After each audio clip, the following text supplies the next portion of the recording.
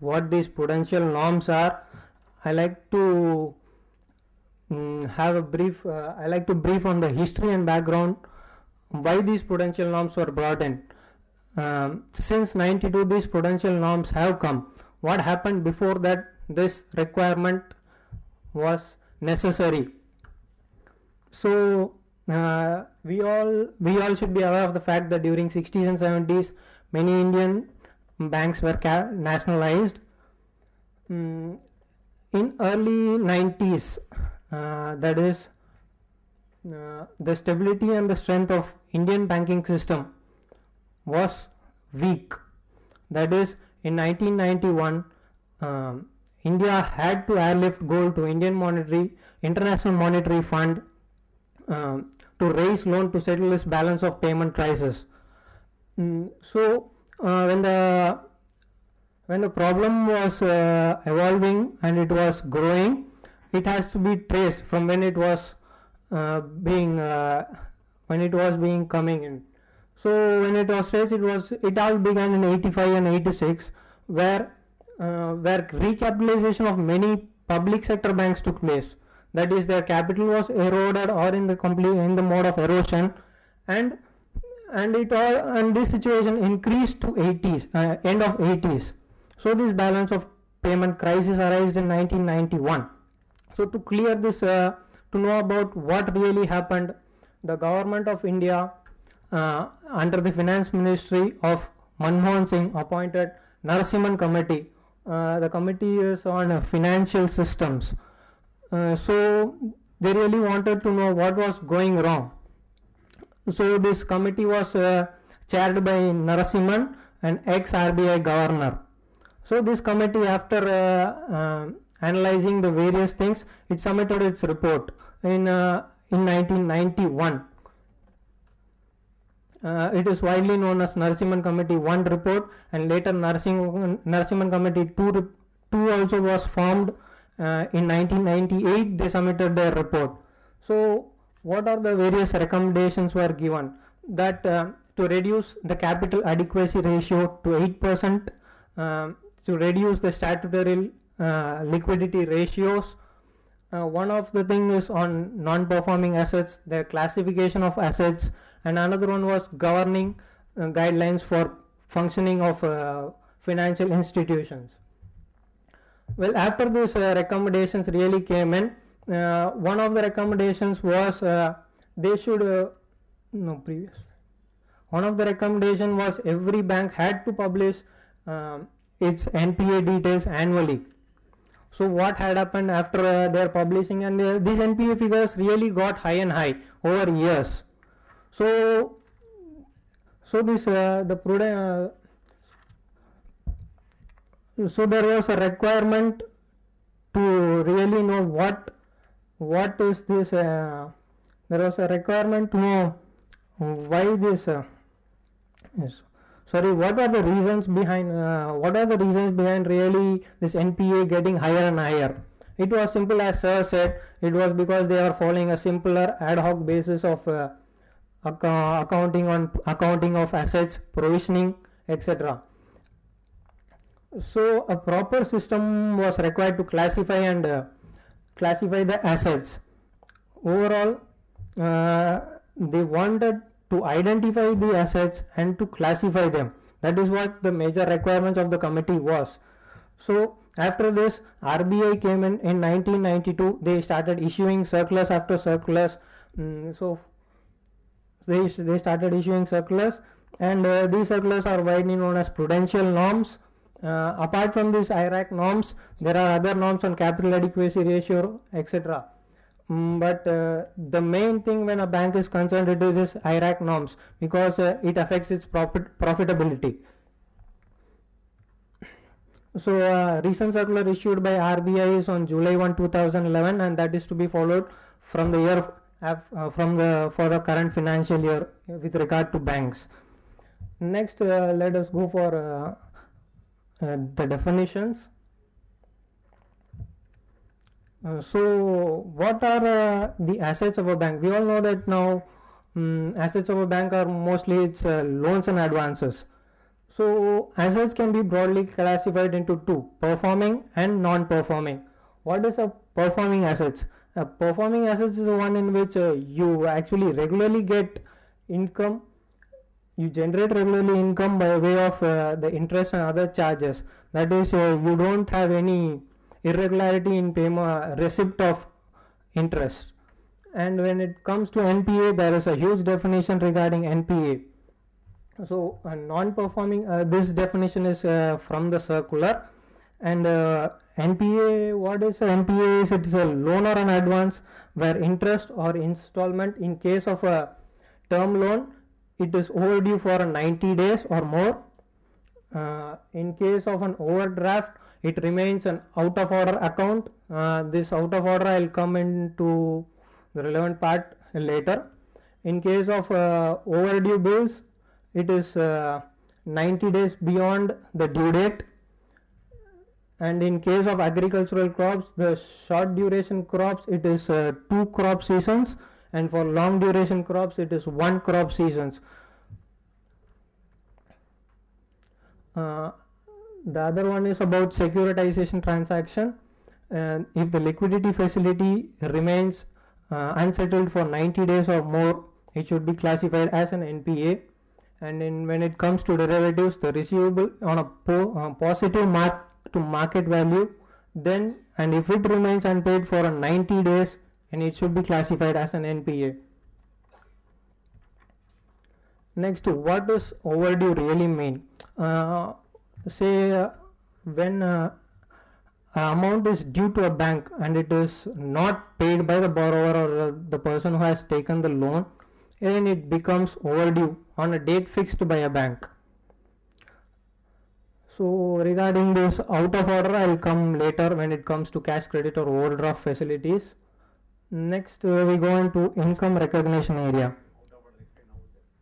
No, so actually an out of order is an out of order normally comes in a case of a cash credit or a, overdraft facility, where the amount of credit remains overdue for a period of 90 days, or the amount of interest debited to the account does not cover the interest that does not cover the interest debited during the same period. So these accounts are to be treated as out of order accounts. Okay, next we can go in for asset income recognitions. So what we normally do for income recognition is we follow accrual basis of accounting. When it comes to bank, what we have to follow is an objective basis. That is, we have to record on recovery of income. Merely accrual basis of accounting should not be followed. That is, when an asset is performing, it will generate income, that is sure. But when it comes to non-performing, the certainty of income is unsure. That is, we won't be able to recognize income. At that time, recognizing income is not correct. So the policy of income recognition should be a objective one based on the record of recovery. This record of recovery is very important thing. So when it comes to non-performing assets, whether income should be recognized or not, it is no, because NPA is a one which is not performing and which where income is not recognized. So there are certain exceptions to this also.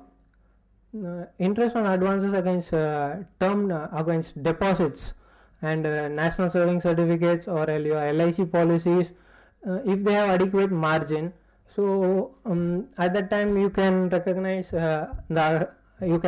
income on accrual basis rather than stopping it on for NPAs. This applies to government guaranteed fund accounts also.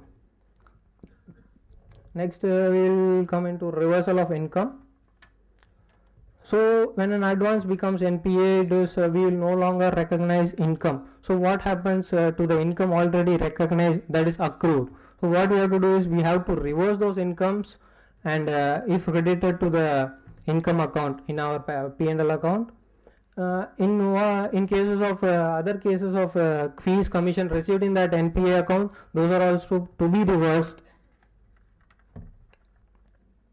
Then appropriation of recovery in case of NPA accounts, that is when we receive arrears from the concerned borrower. What we have to do, we can take that income to the we can take that part of income to the income account, and we should be very careful that the interest received should not be out of additional or fresh loans.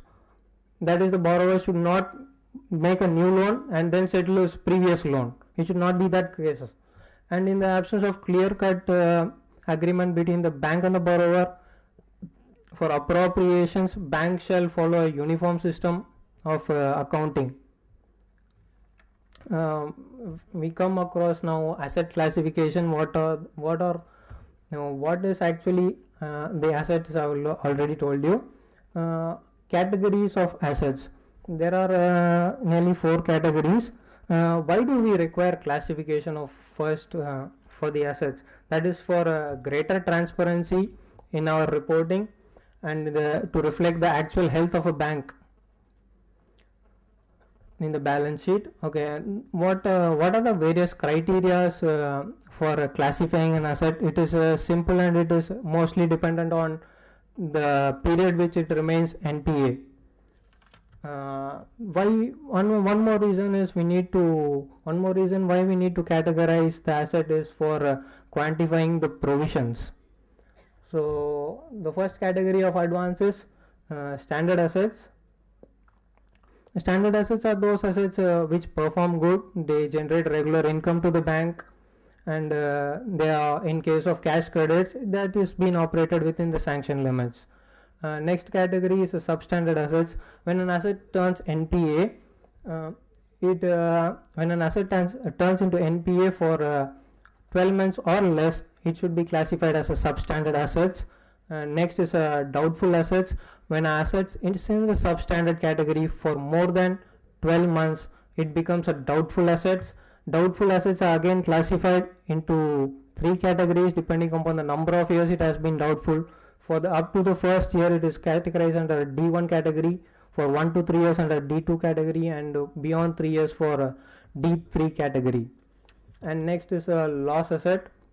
Loss asset is a one in which loss has been identified by the bank or external or internal auditors or by RBI inspectors. At that point in time, we should recognize loss, or we should remove that particular asset from our books. This is what the norms say.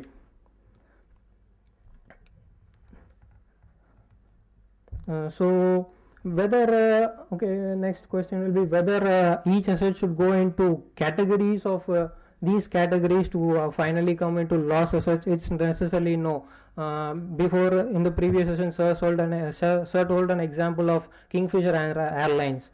Now it is a substandard assets.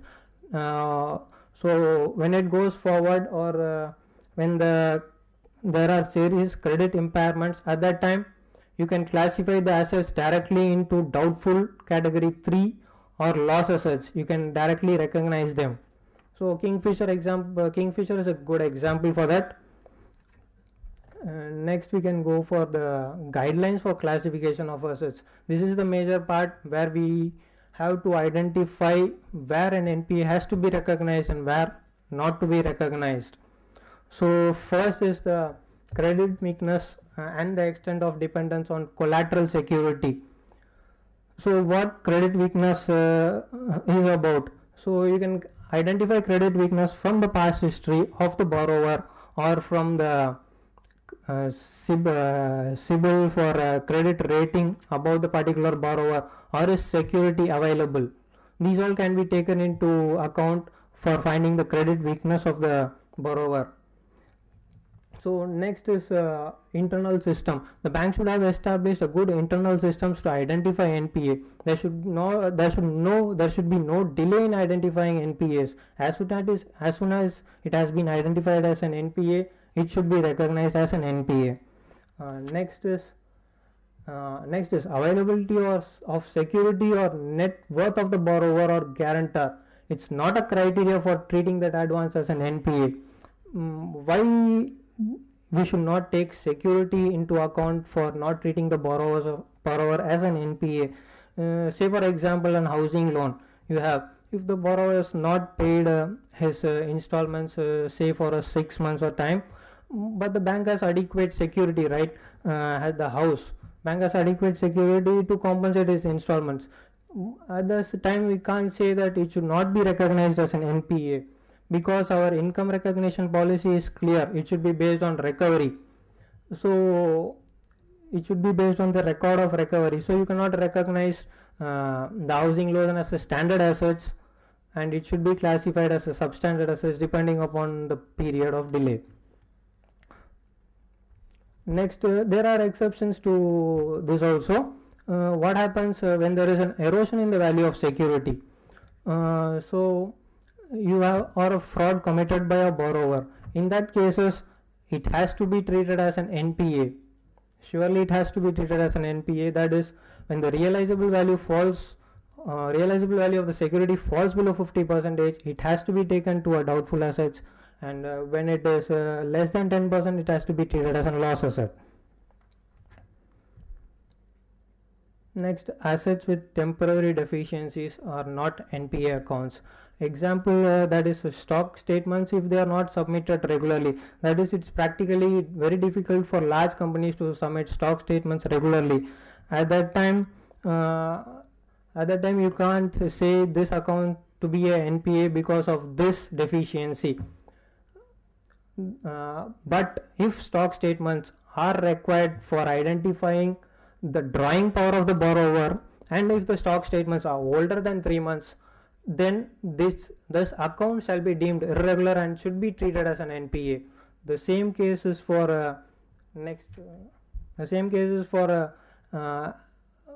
credits of irregular credits and ad hoc sanctions, where the account is not renewed within where the account is renewed within 180 days of time from the due date. It should not be treated as an NPA. That if it goes beyond 180 days, then it should be treated as an NPA.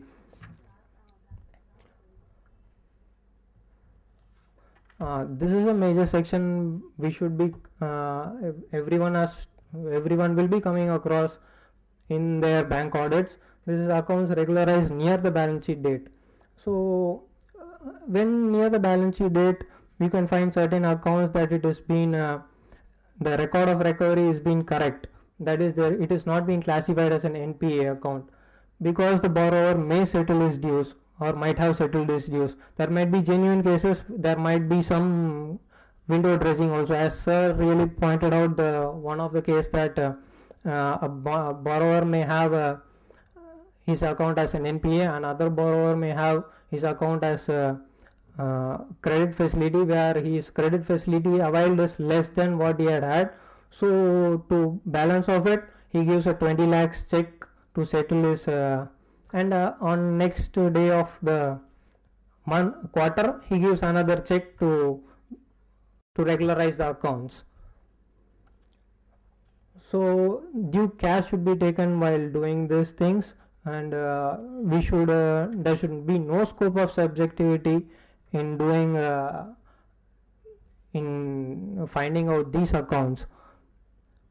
Where we can find inherent weaknesses by scrutiny of documents and availability of other data, we can classify that asset as NPA. It is not necessary that we have to keep it in the selected category of classification. Well, when in genuine cases, if it's proved satisfactory to the auditors or other RBI inspectors, then it can be classified as a performing assets. Classification should be based on borrower wise and not facility wise. What is this criteria is borrower may take various types of loans in same branch or in various branches.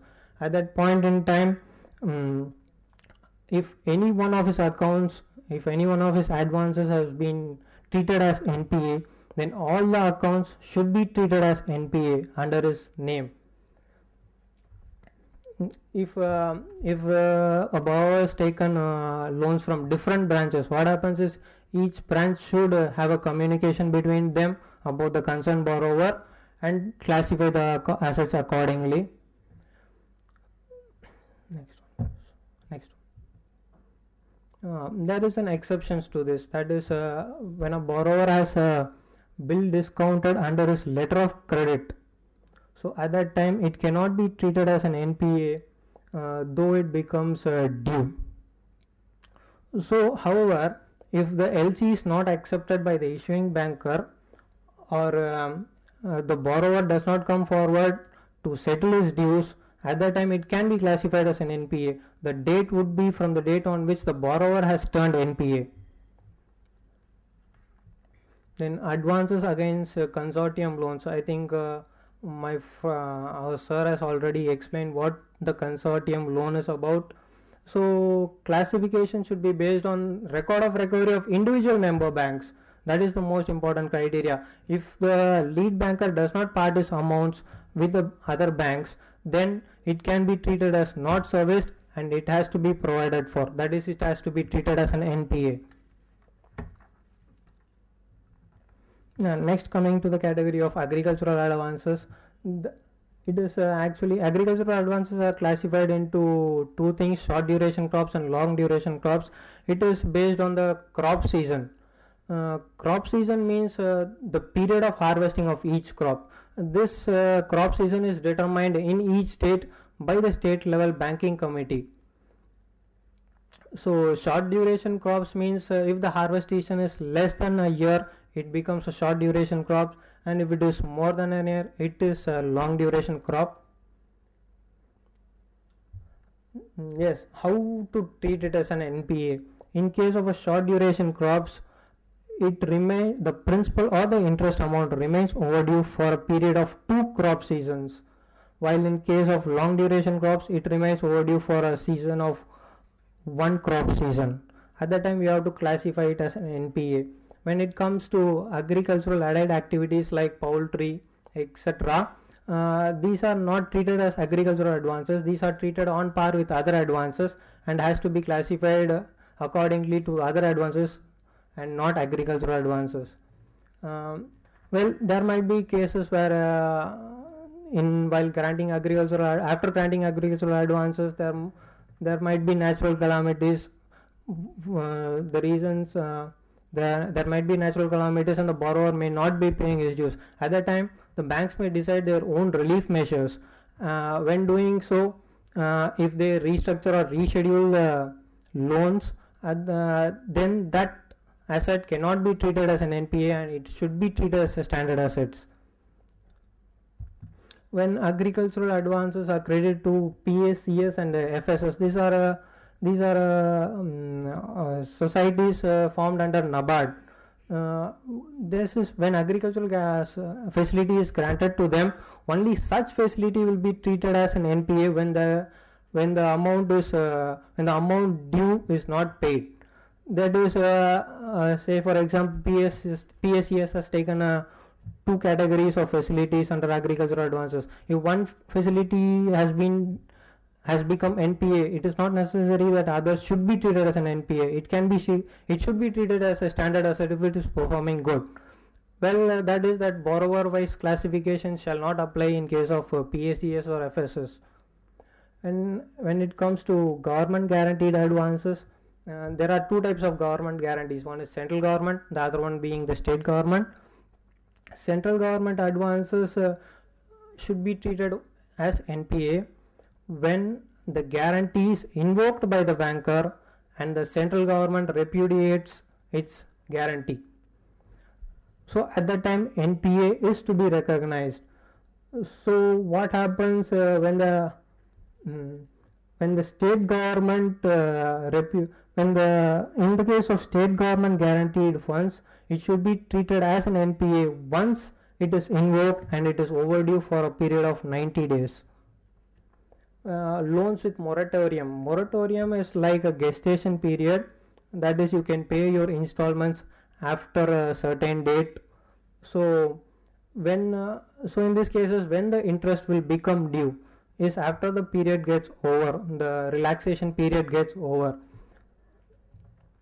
Therefore, till the time when interest doesn't become overdue, you cannot recognize such an asset as an NPA. When it next is staff loans. Staff loans are to be treated on par with other advances. They are not given any special categories for advance classification. Next, for cash credit or overdraft facility, I have said you earlier about the out of order status. The same thing applies here. That is, balance outstanding exceeds the drawing limits for a continuous period of 90 days. Then the accounts become out of order and it has to be treated as an NPA. Or when there are no credits or credits insufficient for the interest raised by the bank, then it has to be treated as an NPA when the number of days is beyond 90. Next we are coming to provisioning norms. What is the actual amount of provision you have to create it for? As per norms, the first category is loss assets. Loss assets are to be fully written off as per these prudential norms. But as banks may want to carry some of the assets for their own reasons. At that time, 100% provisioning should be done. Next, in case of doubtful assets, unsecured portion, that is, doubtful assets may have a secured portion and an unsecured portion. Secured portion is the part where you have a really worth of security available so that you can fetch in case of non-payment. For the unsecured portion, we have to provide it for 100%. For the secured portion, depending upon the category D1, D2 and D3, you have to categorize, you have to provide it for 25, 40 and 100% respectively. Substandard assets are those which are in NPA for less than or equal to 12 months. In that cases, we have to provide generally at the rate of 15% without any reservations for ECGC or GICGC, sorry. And for unsecured exposures, an additional 10% is to be provided. That is a total provision of 25%. The last category being standard assets. Direct advances given to agricultural and SMEs are to be provided at 0.25%, and loans provided to commercial real estate real estate people should be provided at 1%. For restructured advance it is 2%, and for all other advances it is 0.4%. Thank you everyone for listening patiently. Time available for the session until the next speaker comes. Who is the organizer? Organizers are not available.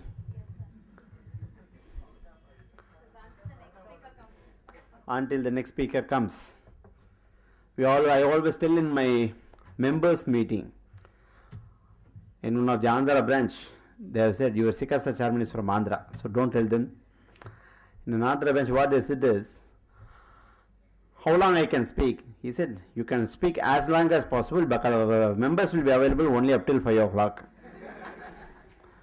So you can speak as long as possible until the next speaker comes. But before that, there will be tea will be announced, all of you will be going away. This is a good exposition by Mr. Jain. All the best. My best wishes to you for future presentations also. He has apparently brought in the history, background, geography, science, everything. It's an excellent exposition which he has done. I will only touch upon those areas where he has missed out, because he has covered everything. But there are certain things where he has covered, but the message has not been probably communicated. That has to be explained in detail. Performing asset. As he rightly said, the prudential norms basically started working from 1992 onwards because the people were not clear how the banks are performing. There is a lot of hidden losses within the balance sheet. So the finance ministry was under distress. They wanted to examine, so they introduced this prudential norms after the Narasimhan committee made the recommendations. What did they recommend? The asset has to be shown at the right value. Asset has to be shown at the right value.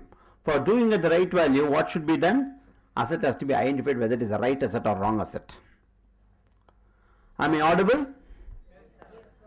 This is a performing asset. This mic is a performing asset.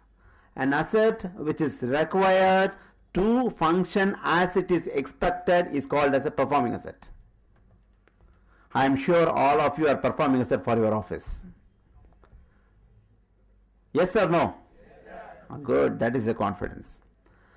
The same performing asset, after 2 years or 3 years, the same mic, I will be audible for the first set of people. It's not only the mic, it's a mic system, mic along with the speaker. After 2 years, it will slightly reduce. Then it becomes a substandard asset. At that time, what they do is, they ask the engineers to come, they make the rectifications, then it becomes a performing. If they don't rectify, it will become a doubtful asset, whether it will perform or not. Next meeting, the SICASA official organizers will not know whether it is working or not. There is a doubt element which has been created. After 2 days, after 2 years, the mic will not function at all. Then it becomes a... Exactly. This is the logic behind identifying an asset, whether it is a doubtful, substandard, good, bad, all these things. This was not done earlier. Before 1991-92, this was not done. The reason being, the respective bankers wanted to keep on accumulating dirt behind their back and below the carpet because they were not willing to expose themselves. Because the profitability will be affected, they will not be able to, because once an account is becoming bad, they have to write off. Once they write off, what happens? The profit of the year bank comes drastically down. Because the loan is given 1 crore, annual interest is taken only at 12 lakhs. If you make money, you make 12 lakhs. If you lose 1 crore. Okay, this is the magnitude of the problem. So they wanted to decide that an asset has to be classified into performing and non-performing asset. And for identifying performing and non-performing asset, like this mic, there is a system which has been created in respect of term loans. If the principal or interest is outstanding for more than 90 days, the gentleman was telling about 90 days or more. It is not 90 days or more. If it is more than 90 days, then it becomes an NPA. Example, a term loan is there. Interest or principal in respect of those loans debited up to 31st of December 2011. If it is not recovered by 31st March 2012, then it becomes an NPA. An account in respect of which the interest or principal which is outstanding as on 31st of December 2011, if it is not recovered by March 2012, then it becomes an NPA. Is that clear? This is what we have to make it very clear. In case of term loans, any interest or principal, if it has been debited before 31st of December, I am talking about current year. Next year we will once again come for the class. I will once again talk.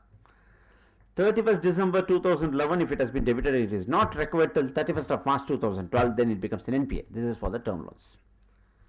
What about bills? All bills which is due before 31/12/2011, if it is not recovered before 31st of March 2012, then it becomes an NPA. This is also 90 days norms. This 90 days norms was originally introduced in 1991 as 360 days norms. From 360 they brought to 270, 270 to 180, now it is 90. So it has been slowly improved for the purpose of betterment of the banking. So 31st December, if it is debited and it is not from 31st March 2012, then it becomes an NPA. Is that clear? Any doubts? Bills as well as term loans. Then we'll have to come to the cash credit. Jain has rightly mentioned that an account has to be considered as out of order. There you cannot say that the principal is debited, not required interest, because you know what is cash credit account? It is a running account. So in those situations, there are two conditions which are there. The balance outstanding is in excess of drawing power continuously for a period of 90 days, then it becomes an out of order. What do you mean by continuously outstanding in excess of the drawing power? The balance loan given is 10 lakhs. The party is supposed to operate within 10 lakhs permanently. That is, he can give checks, deposit checks, draw cash, deposit checks. It has to be a circulation. If it goes beyond 10 lakhs and it is beyond 10 lakhs for more than 90 days, then it becomes out of order, which means the party is not operating within the permissible limit. Then it becomes an NPA. Okay, this is the first option. Second option is the account is well within the limit, that 10 lakhs is the limit, but well within the limit, the party does not come to the bank at all. 9,90,000 rupees is the last drawing amount as on November, but he has not come to the bank at all. What does it mean? There will not be any credit at all, right? But there will be debits. Either if there is no credit at all, or the credits are not sufficient to cover the interest, then also it becomes an NPA. It becomes out of order. Once it becomes out of order, it becomes an NPA. Is that clear? All of you note down a website, www.casc,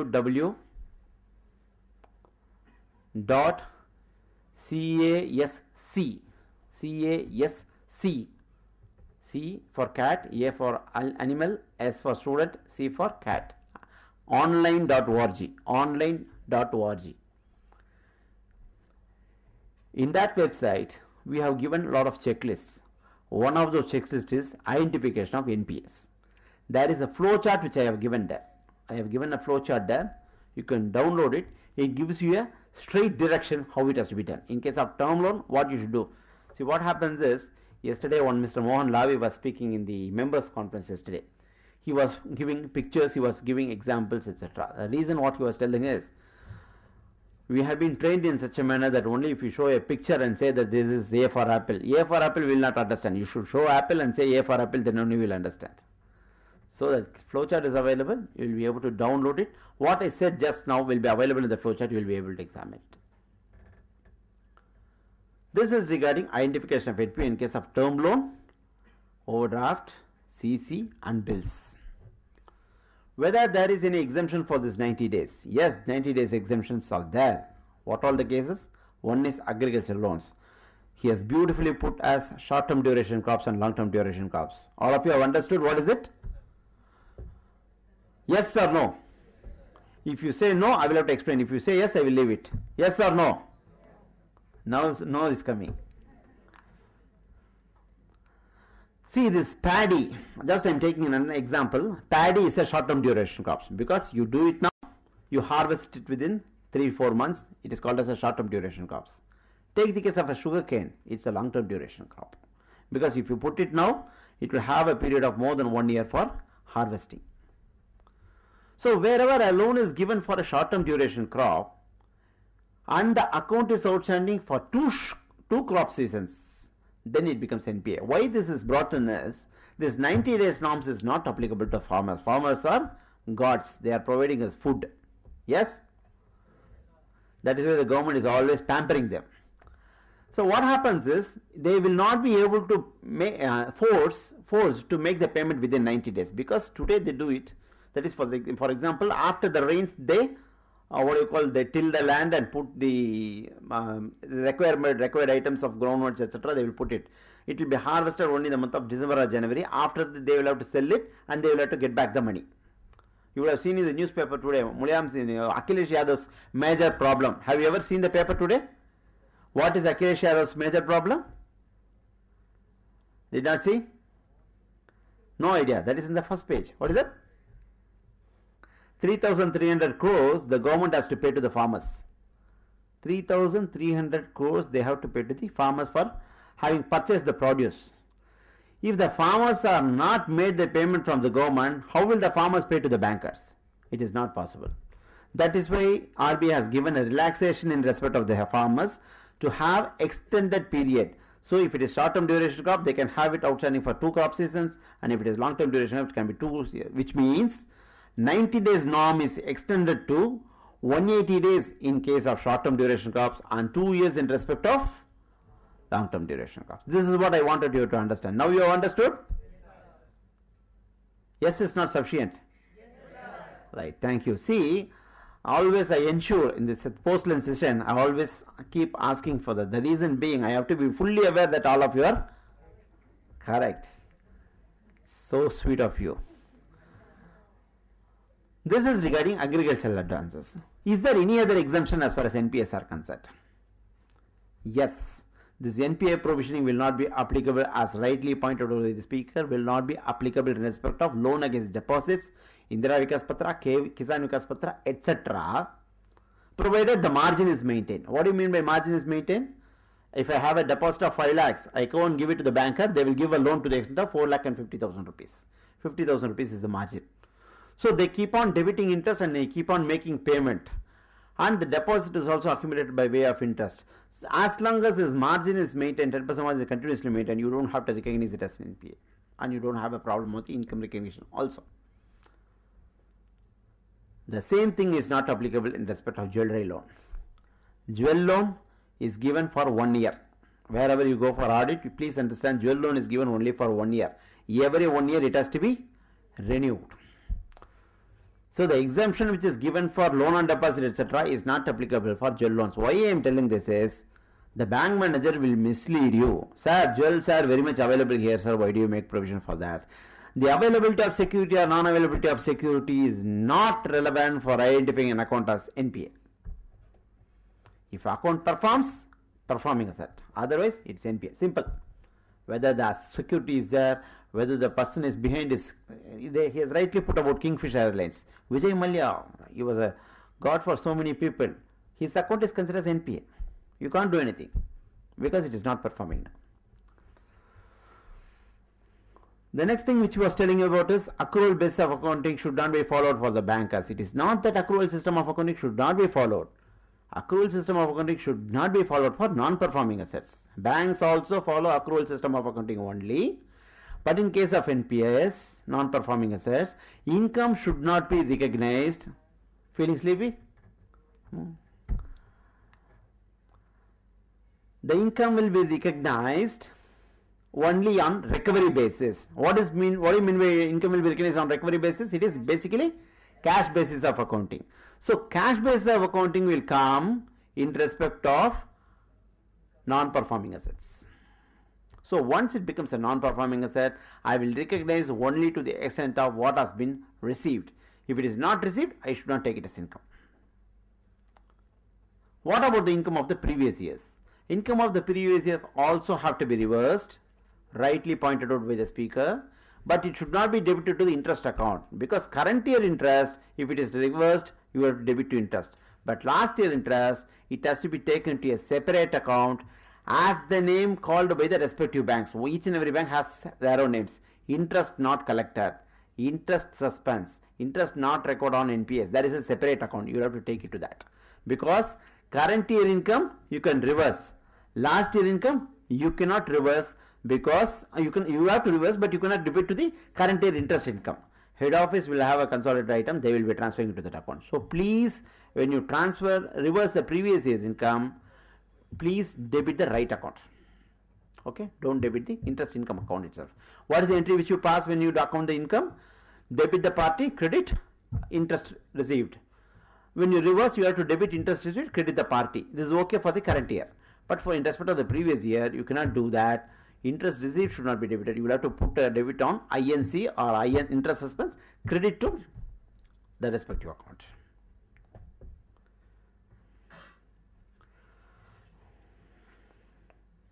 As far as NPA is concerned, once it is an asset is performing, no problem. Income will be recognized, everything can be done. Once it is a non-performing asset, it is divided into 3 categories: substandard, doubtful, loss.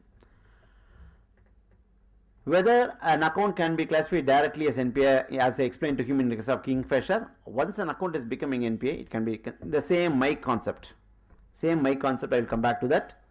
It is not performing reasonably okay, I am giving it for rectify. But today, I am angry with the organizers today. I just put it down. It is gone.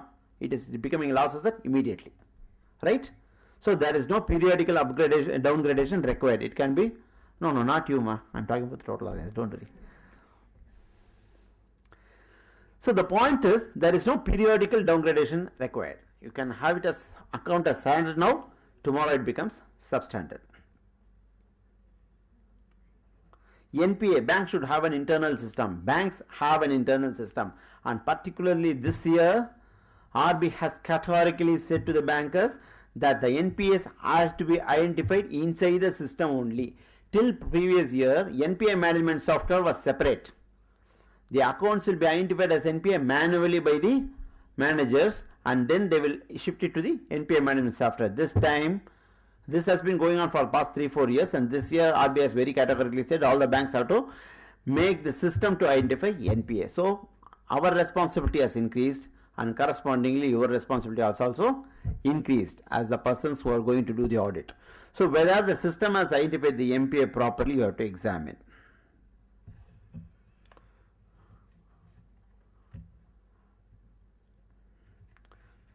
And the speaker was telling about erosion in security. He was right. If the erosion of security is more than 50%, it has to be classified as doubtful. If the erosion is more than 90%, it has to be classified as loss asset. But only thing is, I want to explain to you what is erosion. I have taken a loan from bank for purchasing my car. You know, car is a depreciable asset or non-depreciable asset? Depreciable asset. So what happens is the car keeps on getting depreciated.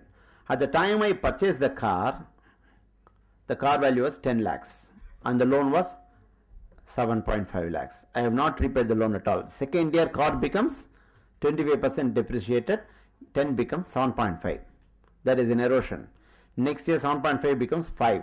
5 becomes 2.5 in 3 years itself. So what does it mean? In the third year itself, even though the account is normally to be classified as substandard, because the erosion is more than 50%, it has to be classified as doubtful. After 4 years, even though the account has to be classified as doubtful, it has to be classified as loss asset. You understand the example? So erosion of security means there is a security which is available and it keeps on reducing in value. So once then there is an erosion, you will have to see whether it is a doubtful asset or a loss asset. And there is one more place where this 90 days is violated. That is in case of renewals of account and ad hoc CCs. Yes, mentioned that, but the message has not reached you. 90 days norms is applicable in respect of all the loans except agricultural loans. And one more exception is this overdrafts and CCs. If it is not renewed, what do you mean by renewal? Morning you would have heard about this renewal of limits. What do you mean by renewal of a limit? Anybody? Am I going back on my word? First stage I said I will not ask any questions. Now I am asking a question. We are always like this. We always go back on our words. Renewal. What do you mean by renewal of a limit? Anybody for that matter? Renewal of a limit. Pardon? Revising.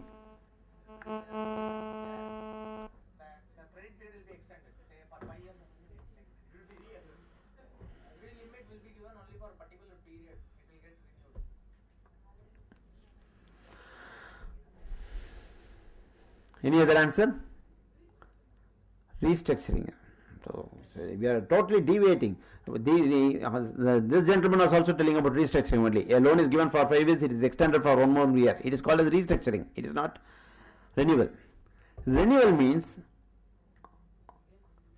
every pardon against? It's not CIBIL reporting. Say working capital loans. Let us take it as working capital loans. Working capital loans are always given for a limited period of 1 year. It is something like a rentals. Lease rentals was given. I recognize the next speaker, Mr. Vittalraj presence. We welcome him with a applause.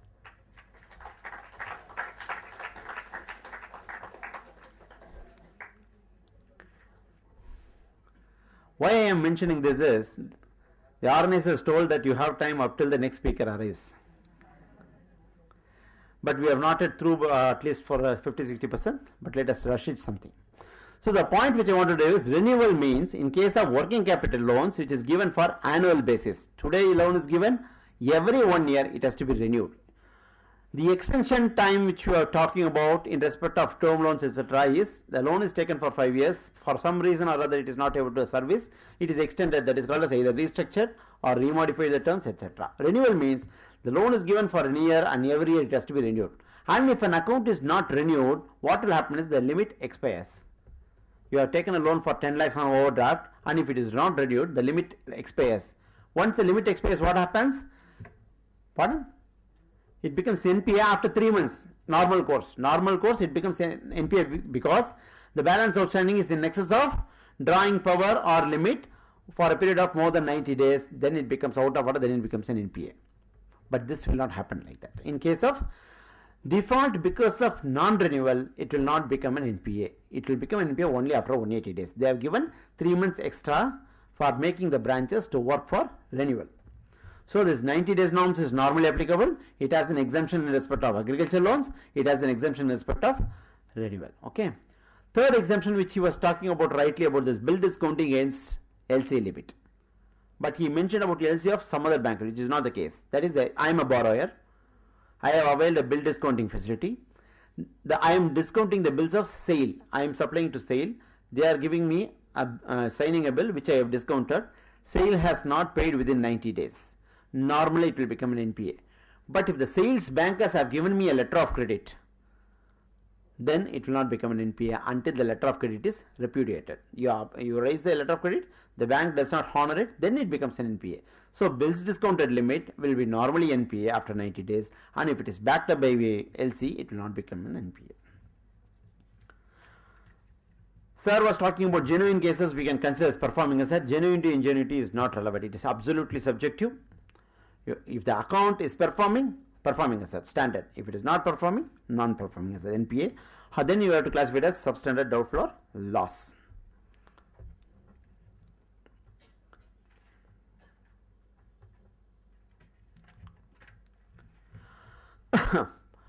And then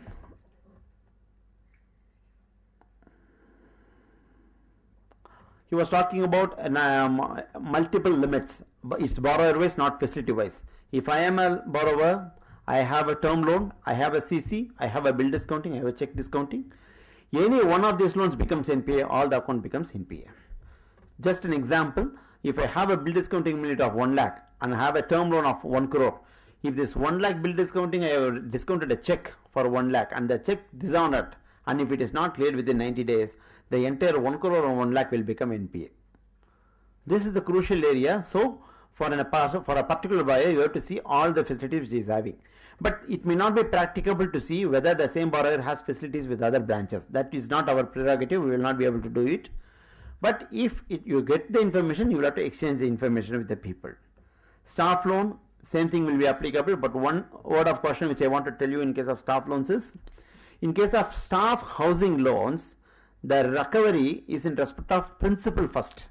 That is, the loan will be given for 20 years and the first principal will be recovered, interest will not be recovered at all. Sir, Sundarajan told that if interest is not recovered for 3 months, it becomes an NPA. I know one Mr. Sundarajan was told, you go and tell the branch manager, he will kill you. Because in case of staff loans, interest will not be recovered until the principal is fully recovered. That is the terms of the conditions. So in that situation, you have to be identifying the peculiarity. One more peculiarity is, in case of EMI based advances, you are not bothered whether interest is recovered or not. As long as the EMI fixed is recovered regularly, it becomes a performing asset. So for example, loan is 10 lakhs, EMI is fixed at 10,000 rupees, which includes interest and principal. I will be keeping on debiting interest, principal will be adjusted every month, there will be a transaction. But if you see, many of the housing loans, interest will not be recovered for a period of 3 months because the EMI will be more towards interest, principal will not be recovered at all if you divide the principal as well as interest. So as far as EMI advances is concerned, if the EMI, 3 EMIs are more than outstanding, then it becomes an NPA. If the EMI is less than 3 months, it's okay. And as far as provisioning is concerned, he was talking about provisioning in respect of loss assets, 100%, absolutely right. In case of doubtful assets, unsecured exposure, 100%, secured exposure, 25%, 40% and 100%. Doubtful first year, 25%, doubtful second and third year, 40%, doubtful more than 3 years, 100%, without security problems. What is our responsibility as auditors? NPA is an asset which is not performing for more than 90 days, then it becomes an NPA, and once it is an NPA for 12 months, it will become a substandard assets. So any asset which has been classified as substandard as on 31/3/2011 will be a doubtful asset first year in the current year. So when you go for 31/3/2012 audit, you have to be very clear and confirm that all the assets which has been classified as NPA in the last year should be either doubtful or loss. It cannot be remaining in substandard. It can become a standard. There are possibilities. If the entire amount is recovered, no violations at all, no deviations. For example, it was accounted as NPA because stock statements was not there. It has been classified as NPA. Subsequently, all the stock statements have been given. there is possibility. But if it is upgraded, you have to examine whether the upgradation is genuine. So 31/3/2011, what all the NPAs which has been as substandard has to become doubtful or loss. It cannot be remaining substandard. So once it becomes doubtful, it has to be 25%, 40% and 100%. So as far as substandard asset is concerned, provisioning has to be made at 15% irrespective of the ECGC, DCGC facilities available as well as security available. But you are talking about unsecured exposures, another 10% has to be provided. Have you understood that? Unsecured exposures? Any idea? Anybody have understood that? I was sure that it was not understood because the explanation was not there. If a person has a working capital limit of 10 lakhs, you know what is non-fund based limit? Morning we have discussed non-fund based limit. Discussed? No? Have we discussed about guarantees, letter of credit? No. It should have been discussed in the first session. So I have a non-fund based limit. The bar, as far as the creditors are concerned, business borrowers are concerned, they will take a working capital limit which will be a physical funding. But there will be a non-fund based limit which will be called as either letter of credit or bank guarantee. That is, for example, if they want to buy from foreign, import LC is to be opened. In that situation, they will say that the bankers will give a letter of credit in favor of the borrower to some other supplier.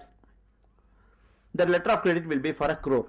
10 lakhs is my limit, but a letter of credit is for a crore of rupees. So total limit is 1 crore and 10 lakhs, but fund based limit is only 10 lakh. Fund based limit is 10 lakh, which is cash credit. Non-fund based limit is 1 crore. Total amount is 1 crore and 10 lakh. But banks will insist on collateral security only in respect of advances, not for the letter of credit to the fullest extent.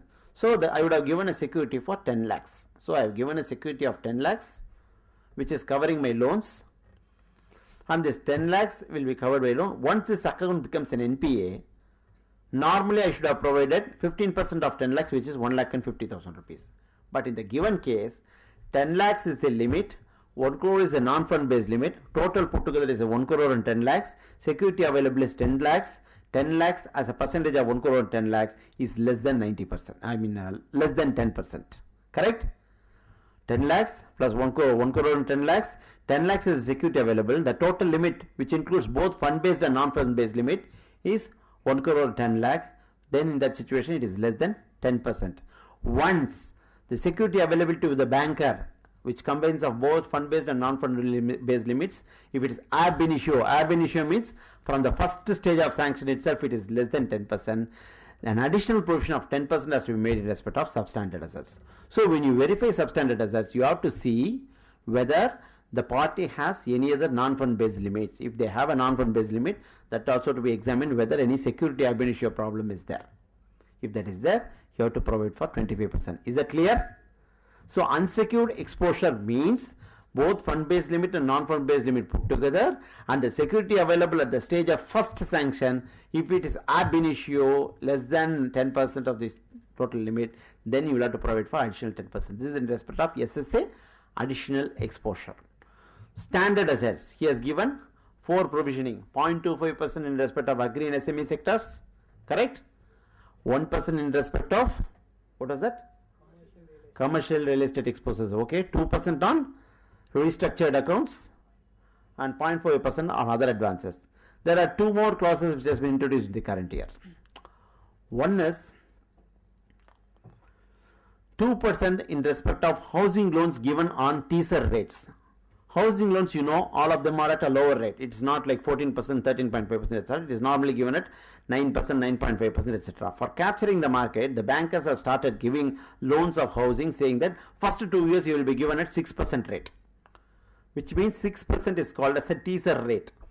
So wherever housing loan is given at a teaser rate, the additional provision has to be made. Normally what is the provision? 0.4%, because it is coming under other advances. So in case of housing loans given at teaser rates, it has to be provided at 2%. Standard assets, interest has to be provided, provision has to be made at 2%.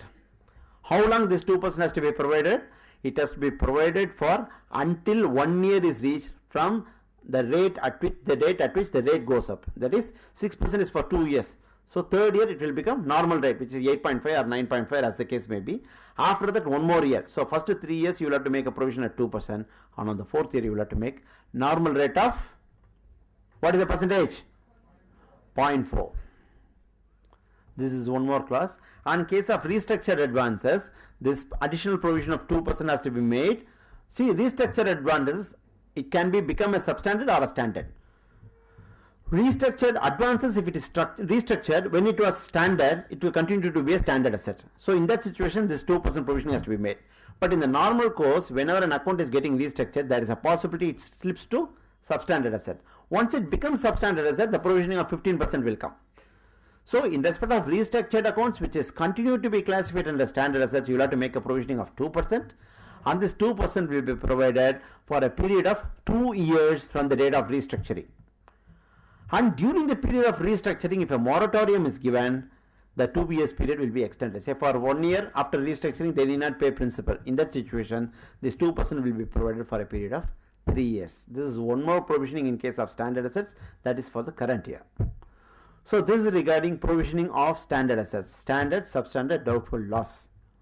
This ab initio, it's only for the purpose of considering fund-based and non-fund based limit. That does not have any linking with erosion of securities. Erosion of security is something else which I gave an example of. What is the example I have given for erosion of security? Car. So depreciable asset, every year it keeps on coming down. That is called as an erosion of security. Normally the house property, etc., collateral security will not be erosion of security. But there is every possibility that security itself is not available. When the security is not becoming available, it becomes a NPA. It becomes a loss asset. This is regarding provisioning norms. So just to sum up, as far as prudential norms is concerned, you have to classify the accounts into 2 categories, whether it is one is performing, other is non-performing. Once it is non-performing, it has to be classified as substandard, doubtful, loss. On the basis of classification, you have to make provision. Standard assets, you have 4 or 5 classifications. And as far as substandard is concerned, 15% and 25% as the case may be. As far as doubtful is concerned, unsecured portion fully, secured portion 25, 40 and 100. And as far as loss asset is concerned, 100% provisioning has to be made. This is in simple terms as far as prudential norms and asset classification is concerned. I have given you a website wherein this classification of NPA norms is available. You can go through that. If you have any query, you can very well refer to my mail ID. My mail ID is sundar@sunca.in. Sundar, S-U-N-D-A-R @sunca.in. You can mention about today's batch and send the information. We'll be able to explain to you if according to my time availability. Okay. Thank you. Yeah. Sundar, S-U-N-D-A-R. I think Mike is performing. Yes or no? Sundar @sunca, sunca.in. Hello friends, how was the session? I thank our session chairman C.A. Sundarajan sir for giving his experience in the subject. Thank you sir. As a token of appreciation, we would like to give a small memento to him. Secretary Liji will give the memento.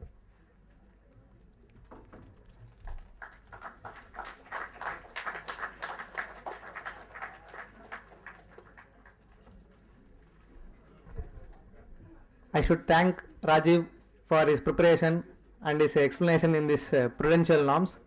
I thank for his wonderful presentation. I call upon Amudan to give a memento to him.